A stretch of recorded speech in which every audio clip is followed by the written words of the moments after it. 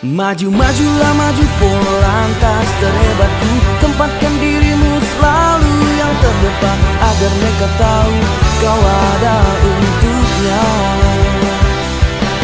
Tugas utama kita layani masyarakat, jalanilah dengan setulus hati.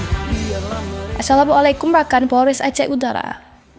Dalam rangka memperingati Hari Ulang Tahun Lalu Lintas Bayangkara ke-70 tahun 2025, Polres Aceh Utara melaksanakan kegiatan Anggang Sala ke rumah 3 tokoh lalu lintas Purnawirawan Polri, serta seorang personel Polres Aceh Utara yang sedang sakit menahun di kawasan Lok Sukun.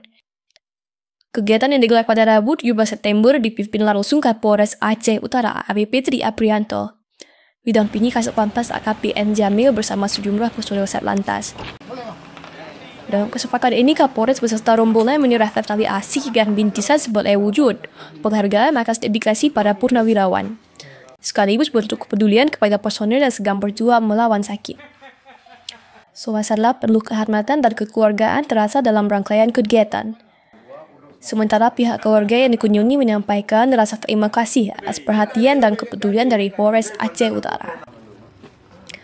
Kegiatan Anggang Sala ini menjadi bagian dari rangkaian HUT Lalu Lintas Bayangkara ke-70, sekaligus mempererat tali silaturahmi keluarga besar Polri dengan masyarakat.